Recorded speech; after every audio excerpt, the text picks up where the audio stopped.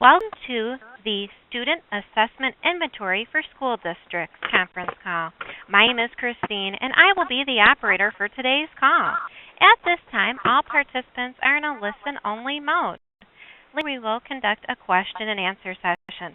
Please note that this conference is being recorded. I will now turn the call over to Ms. Ann Bowles. You may begin. Thanks, Christine. Good afternoon, and thank you to everyone for joining us for today's webinar focused on Achieve's new Student Assessment Inventory for School Districts. My name is Ann Bowles, and I am an Associate Director here at Achieve, and my role today is to introduce today's webinar and then turn it over to today's speakers.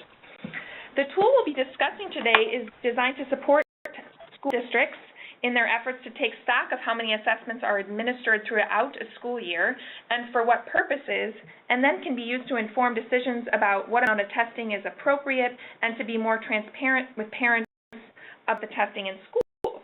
As many of you know, Achieve is an independent, nonpartisan, nonprofit education reform organization dedicated to working with states to raise academic standards and graduation requirements and strengthen accountability systems, as well as to improve assessment systems, which are a critical component of improving student preparation for college and careers. On today's webinar, we'll be joined by my colleagues Alyssa Peltzman, Vice President for State Policy and Implementation Support, Corey Curl, a Senior Fellow for Assessment and Accountability, and Jacob Mishuk, Associate Director for Assessment and Accountability, who will share why a tool like this is needed, the tool development process, an overview of the tool itself, and then recommendations on utilizing the tool.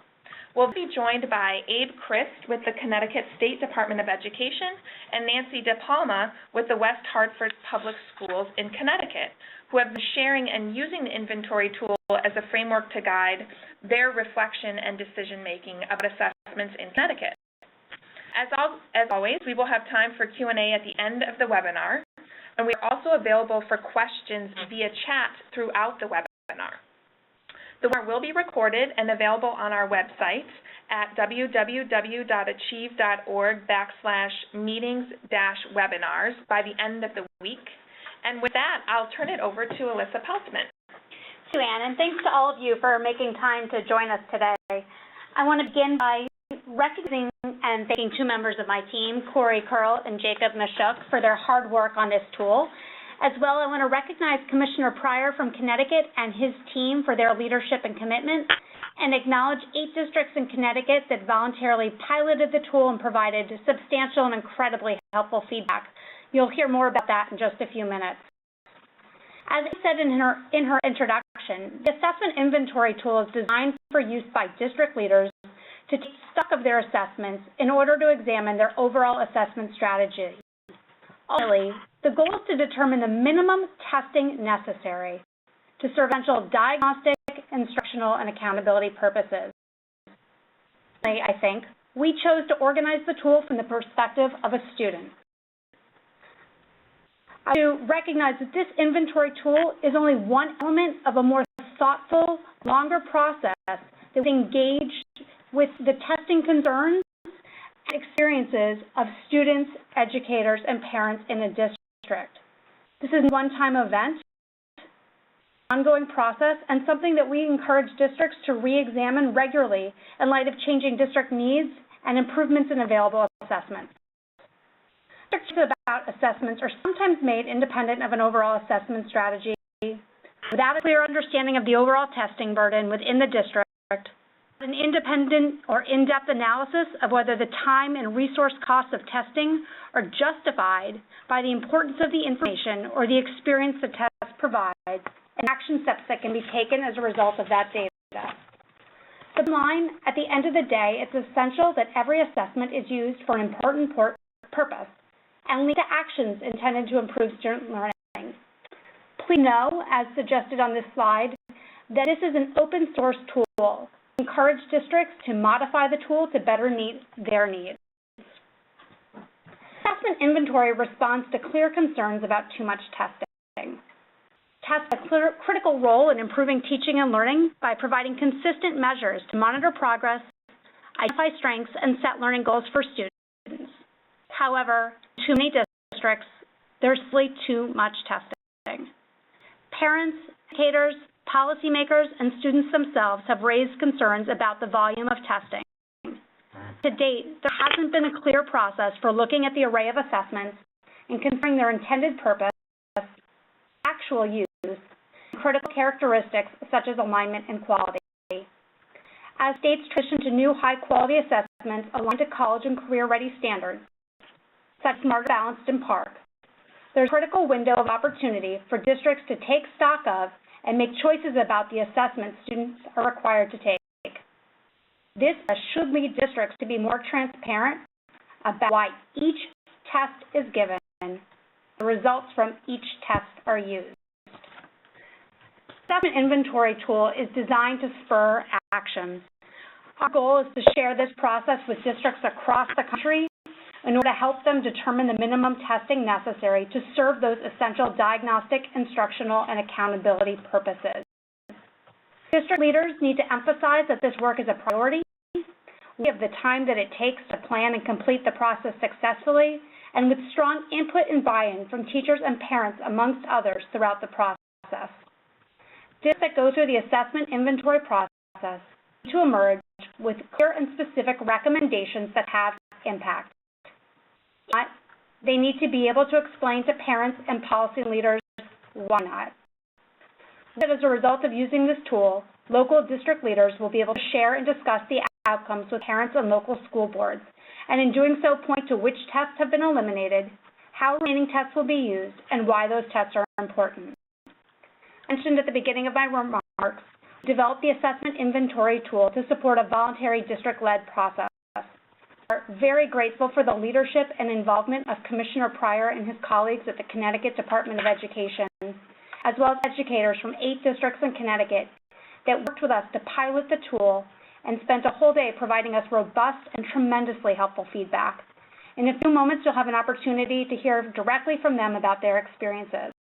But first, I'd actually like to turn this over to Corey Carl. Thank you so much, Alyssa, and thank you again to all of you for joining. I just wanted to share a little bit more about what the tool is like itself and reflect on the different components of the tool. So it is really designed to support an overall process, and therefore there are 4 major stages that it envisions that districts will go through as they complete the assessment inventory process. The first is that they will sit together as a district team with the right people around the table and really reflect on what they're trying to get out of the process and really plan for how to make it to be successful. Second is that they will actually conduct an inventory of the assessments that are given to students in their district. Third is that they will take the information that they have collected and actually analyze it and turn it into information that can then inform recommendations. It's very important, as Alyssa noted, that this process be designed so action actually occurs at the end and that district leaders can talk to parents and others about what has actually occurred and why assessments are being given. So that recommendation portion is very, very important. So a little bit more into the reflect and plan portion of the assessment inventory tool. The way this works within the tool is it's a series of guiding questions for districts. So as you gather together around a table and start to plan what this process will look like, it gives you some questions to ask of each other. This is just a sample of the questions that hit on a couple of the big points. The first is that it's important to have a conversation about what is the context in which we're doing this work. Is it important to note the transition to new standards and assessments? What else is happening in the district that is important to keep in mind throughout this process? Then it's really important to be clear about what are your objectives? What does success really look like in terms of this process? Do you really want to see tests eliminated? Do you want to see tests strengthened? What would let you know that you have had a really successful process? Also, some really important operational decisions that you can start to make during this initial planning process. So you can start to think about what information will we really be collecting? Who will be collecting information and how will they get access to that? So So important to think about these things on the front end.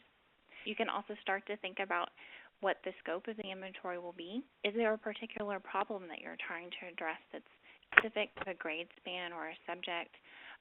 Are you really trying to limit this just to district assessments and not really go into the realm of classroom assessments?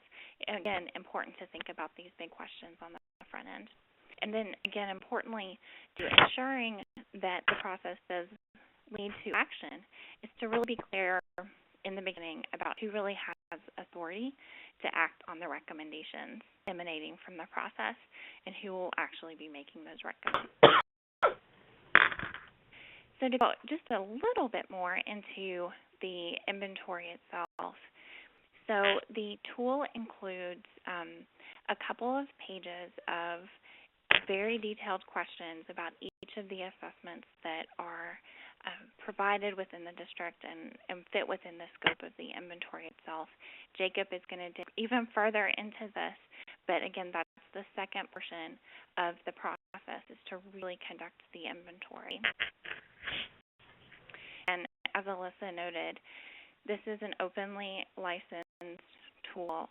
Please feel free as districts to take the information and turn it around into the format that works best for you. As we worked with Connecticut districts, they talked about transposing columns and rows, being it specific to a specific subject or grade span, turning it into an online survey.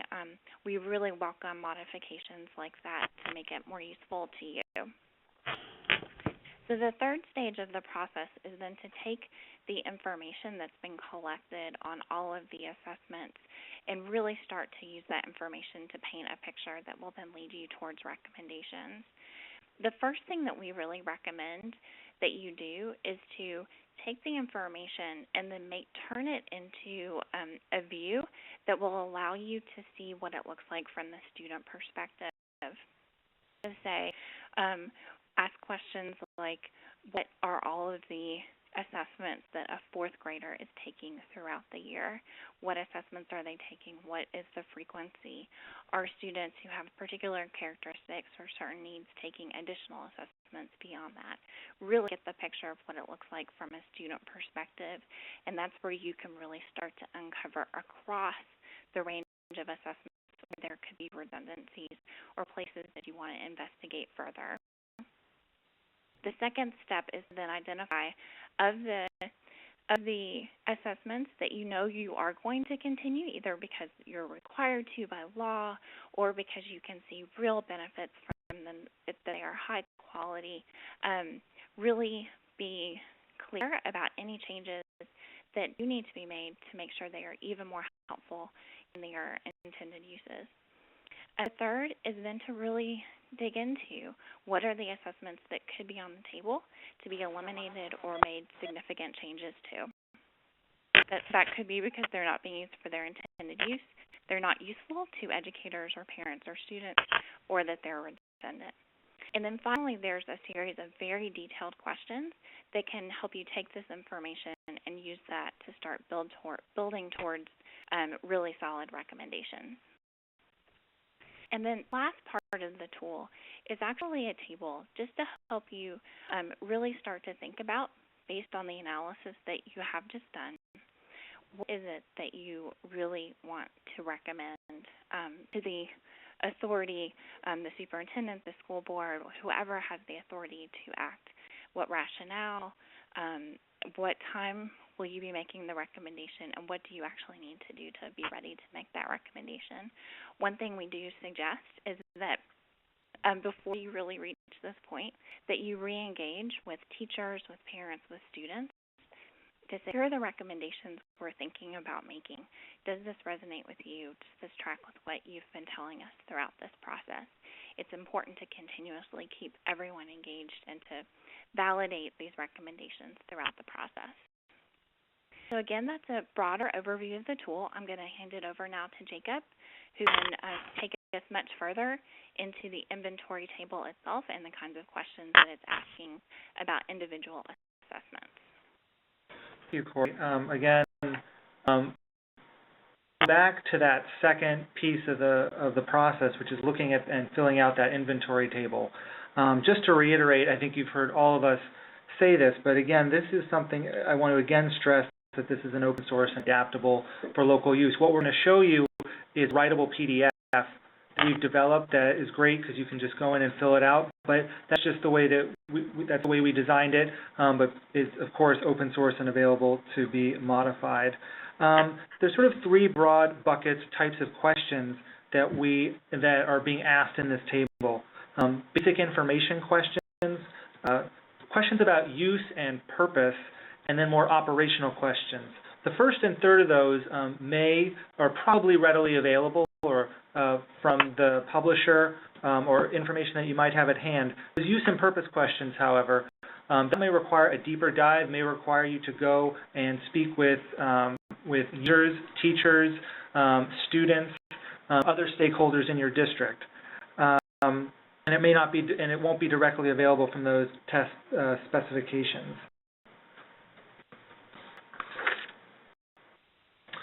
A couple of other general guidelines that help sort of bound the inventory process. This is designed to focus on the summative, interim, and benchmark assessments given across multiple classrooms or schools rather than the sort of individual classroom-based assessments that might be formative, like quizzes, or the end-of-course summative assessments that are developed by teachers. And specifically, we're talking about benchmark or interim or other places where there may be some confusion or disagreement about the kind of assessment that is. We recommend that that districts engaging in this process do not spend too much time debating exactly the definition of whether something's a benchmark or an interim. But if districts are interested in learning more about those distinctions, they can go see a very helpful framework from the National Center on Educational Assessment.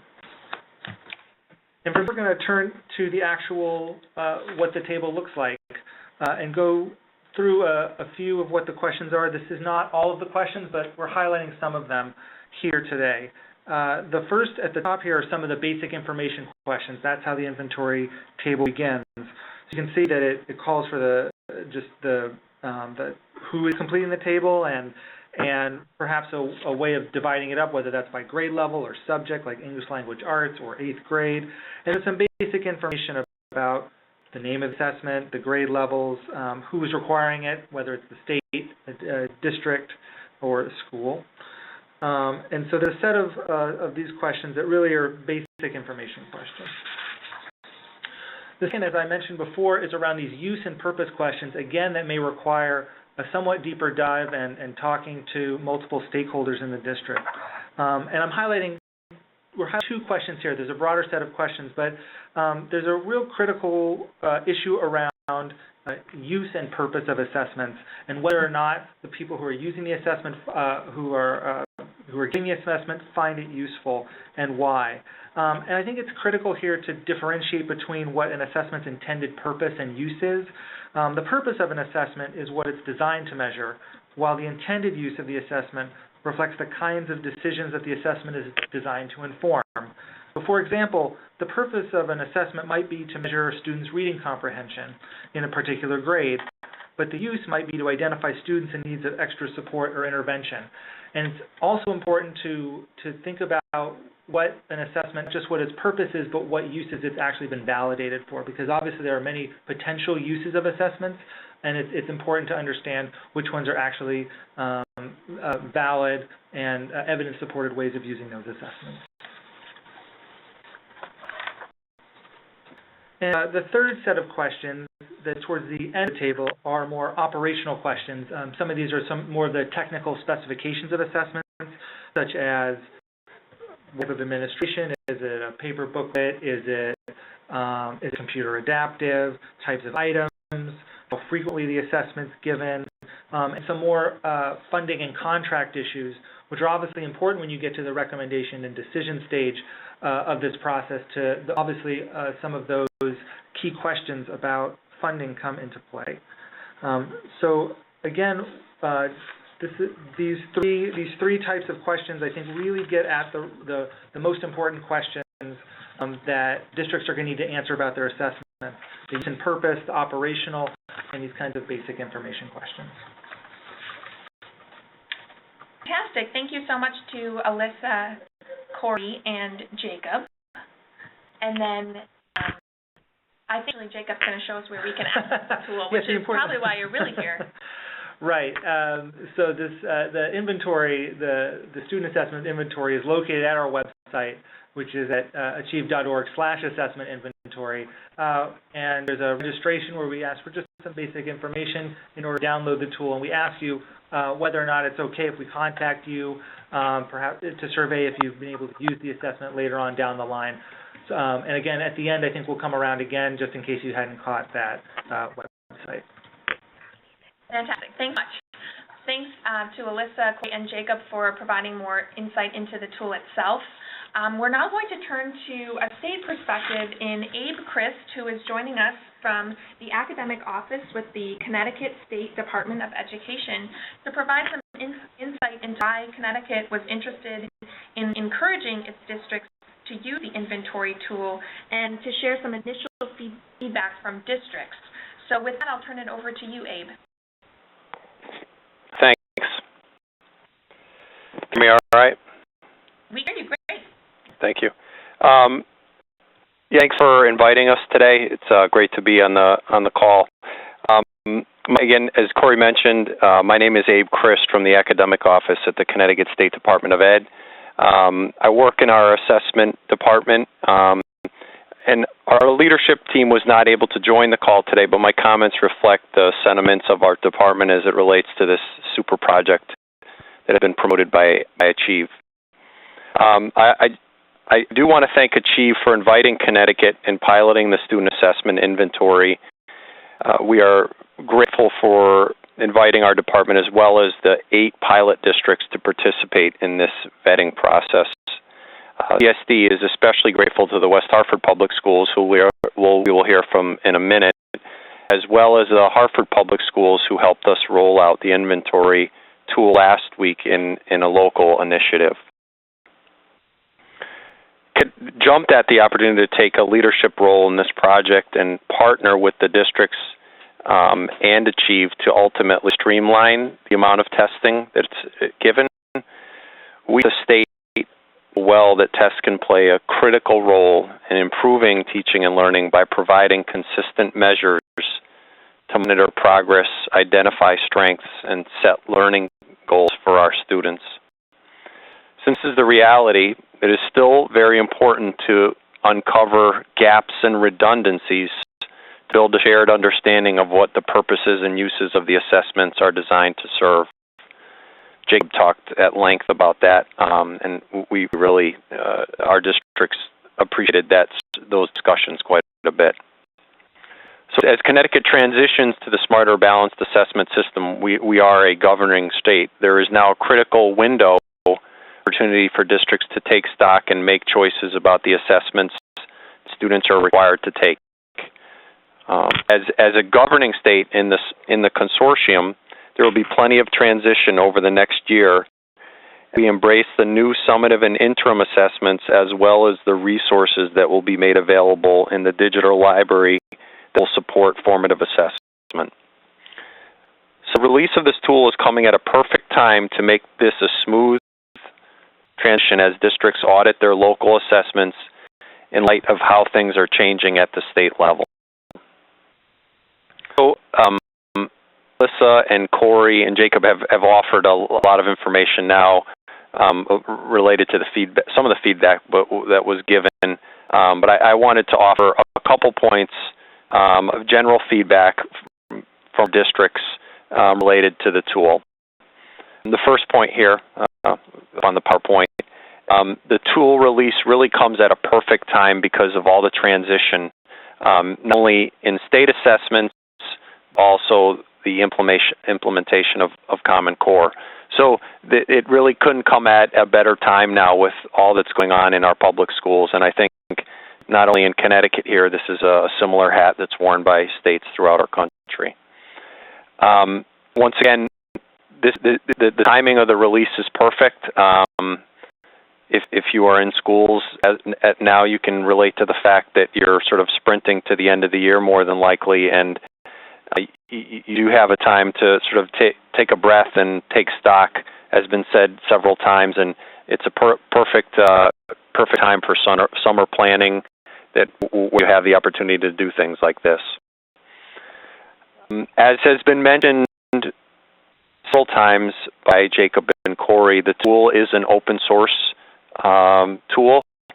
And districts love the idea that they could take this document and really sort of make it their own.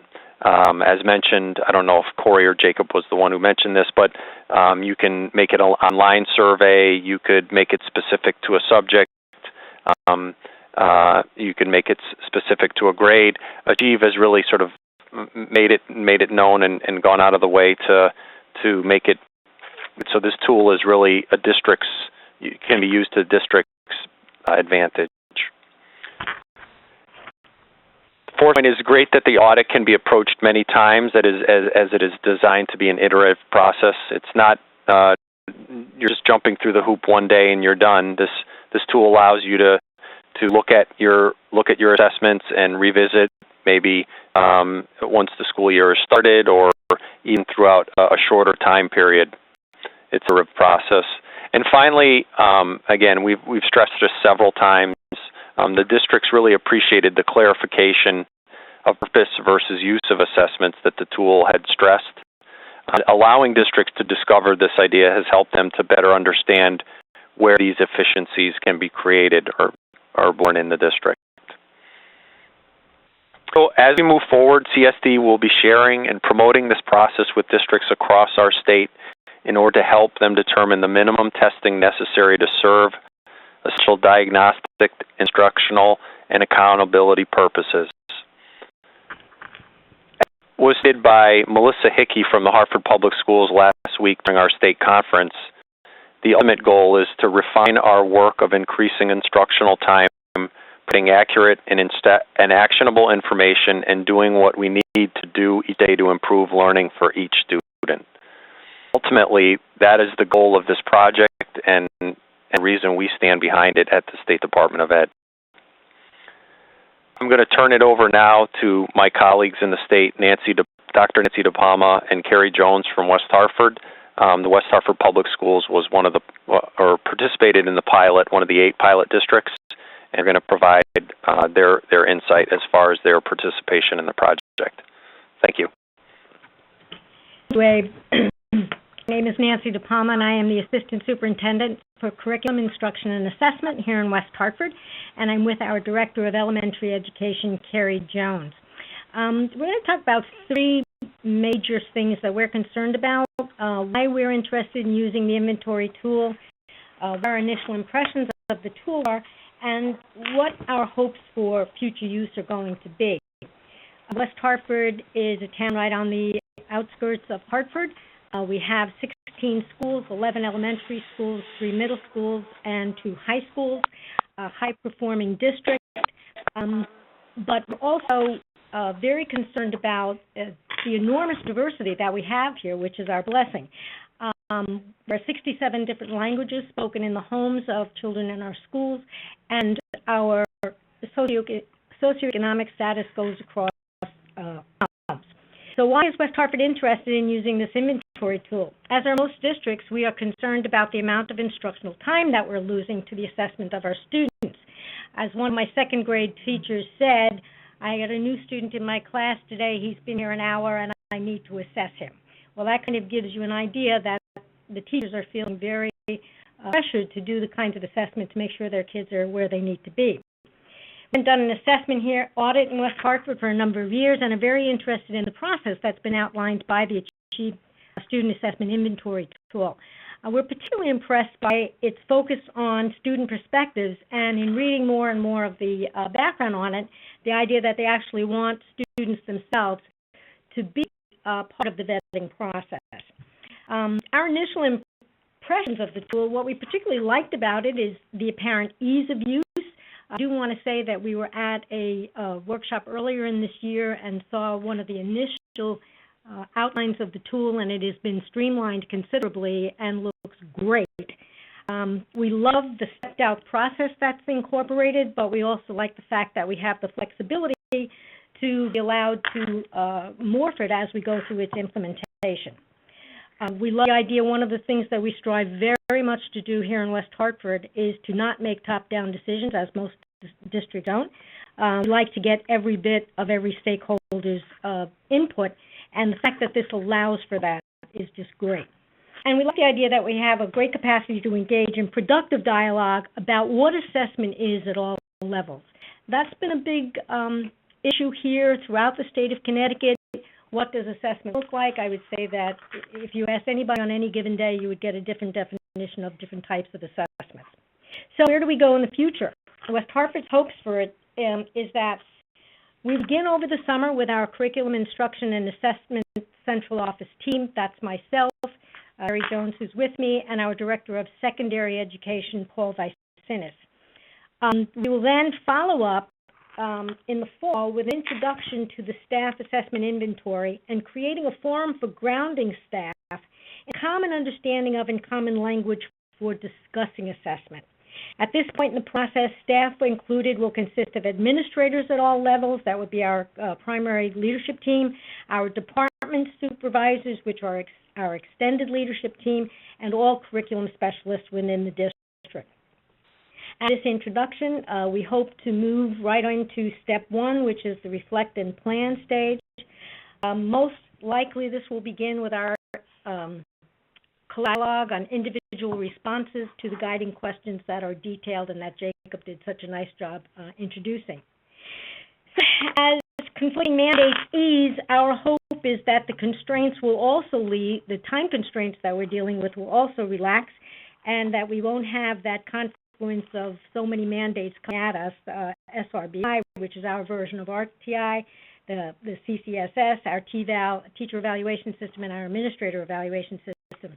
We're also in a bit of a state of limbo here with our state testing, so we're anxious to kind of get our results from that so that we can kind of help look at and how that plays into how we will use the assessment inventory. So that's about it for us. If you have any questions for us, we'd be happy to answer them. So much, Nancy, and thanks also to Carrie for joining us well. And thank you as well to Abe for sharing your state perspective. So with that, we'll actually open it up to Q&A from the audience. And to provide some instructions on how to do that, we will turn it over to Christine. Thank you. We now begin the question and answer session. If you have a question, please press star then one on your touch-tone phone. If you wish to be removed from the queue, please press the pound sign or the hash key.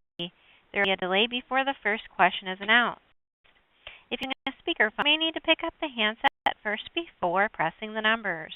Once again, if you have a question, please press star then one on your touch-tone phone.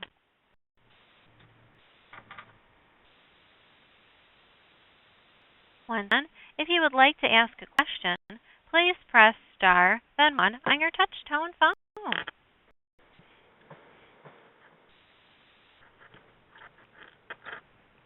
We have no further questions at this time. No problem, Christine. We actually have a couple questions over here that we'd like to pose, so I'm going to turn it over to my colleague, Jacob. Thanks. Yeah, so one of the questions that we've gotten is about how to tell if an assessment is actually aligned to the content standards, which is a really important question. And so at the back of our, at the back of the resources, actually, we didn't go over it in this particular webinar, but there's a set of frequently asked questions, and this is one of them. It's quite important. And so many assessments, as we all know, make pretty strong claims about alignment to standards, increasingly, of course, the Common Core state standards in those states that have adopted them. But you really need, districts obviously need to have real confidence in those kinds of claims.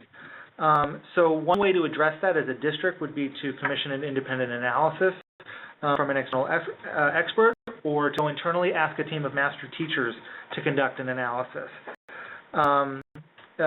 For assessments that are intended to align with the Common Core state standards, there are tools such as the Student Achievement Partners Assessment Evaluation Tool that might be helpful, and in the actual, in the document, in the resource itself, there is a link to that tool. And as well as the Council of Chief State School Officers, Council of Chief State School Officers, CCSSO, they have criteria for high-quality assessments aligned to college and career readiness that is a helpful set of guidance in evaluating quality and alignment. So we respect everyone's time today. Again, this is Alyssa Peltzman, and I want to thank you all for joining us. I know sometimes this is a lot to take in, or your questions may surface once you get a chance to process this information or share it with your colleagues. Please know you can feel free to follow up with any of us. Our contact information is on here. Again, we encourage you to share the tool broadly and to use it. We are actively seeking feedback so that we can refine our guidance and understanding of it, as well as we want to make sure we're learning from you and getting a sense of where impact is taking place, what spurred it, what supported it, how that process was, so that others can learn from early examples. So we are actively trying to learn from this process and make it an iterative one. We look forward to hearing from you and your colleagues in districts and states across the country about how best to support you in this work and how to shine a bright light on the great successes that we hope that you have in using this tool. And with that, I think we'll give you back the benefit of a few extra minutes today. We know there are many demands on your time and have no doubt that you could use them well. And is there anything you'd like to say in closing this? Oh, so Liz, I just wanted to check in with Christine one last time to see if we had any questions that did come up, just so that we can make sure to answer those. Christine, are there any other questions? We have no further audio questions. Oh, fantastic.